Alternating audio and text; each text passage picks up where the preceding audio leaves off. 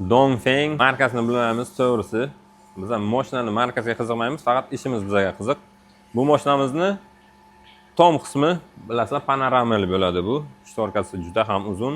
Buni avtotikan qilib berdik, qop-qoragina qilib.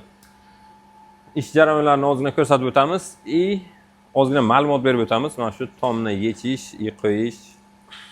Xullas, bosh ustamiz otlari Ne'mat aka. O'zimni ustom. O'zimni akam, radnoy akam bo'ladi, lekin meni ustom bo'ladi. 2 kunda mana shu ishni bitirdik. Oz-moz men, qolganlarni akamning o'zlari davom ettirib beradilar. Bizani qiynagan ishimiz nima bo'ldi aka? O'zingiz sal tanishtirib o'tasiz. Kim ochmoqchi bo'lsa ham, o'sha odamga ancha yengillik bo'ladi aniq. Birinchi ochadigan narsamiz mana shu sonsazashnik bo'ladi. Quyoshdan to'saydigan mana shu yerda mana ochadigan joyi bor.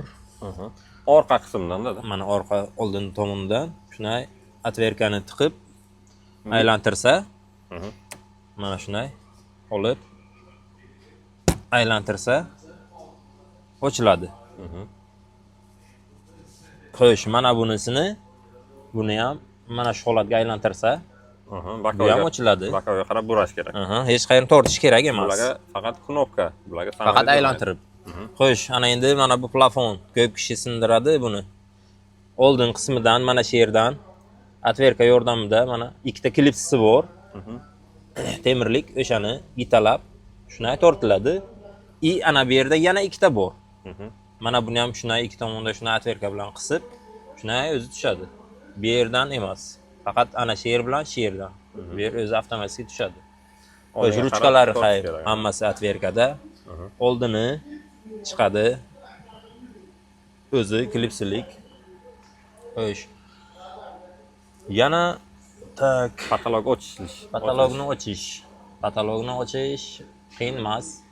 Buni lipchkalari bor. Mana shu yerdan zavodskoy joylari bo'ladi. Ruchkalari ochilgandan keyin shunday pastga bosgan payt o'zi girtlariga tushib chiqadi.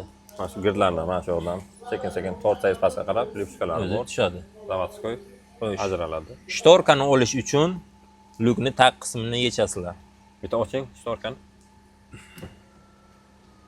Eng ko'p kishini qiynaydigan mana shu shtorka bo'ladi o'zi usalani. Shtorkasini ochish uchun mana shu yerdan atrofida 10 botlar bor. Hammasini yechib tushirgandan keyin orqa tomondan shtorkani chiqarib olasizlar.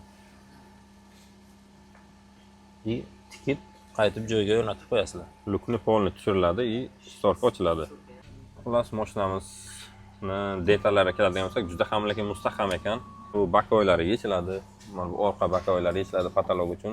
Keyin plastmaslari silmat bo'ladi. Xullas, mashinamiz dizayniga gap yo'q. Xitoyliklar lekin yor bo'lishyapti. Polni mashinamiz hamma yo'q knopka. Xullas, mashinamizni aybi yo'q desak ham bo'ladi. Juda ham mustahkam, juda ham zo'r dizaynlariga umuman gap bo'lishi mumkin emas. Mashinamizdan bitta orqa bagaj qismini ham ko'rsatib o'tamiz. Bagaj qismi ham juda ham keng ekan. Bemalol bu mashinamiz bilan avga chiqsak ham bo'ladi. Mashinamizni bagaj qismiga juda ham yoqdi. Sababi juda ham keng, bemalol 4-5 ta jo'ralar bilan borsa bo'ladi. Bakoylarni qora qilib berganmiz, motiviga sepib. Xullas, 4-5 ta og'ayni shu mashinaga minib bemalol mayoqqa qilsa bo'ladigan mashina ekan. Mashinamizga gap bo'lishi mumkin emas.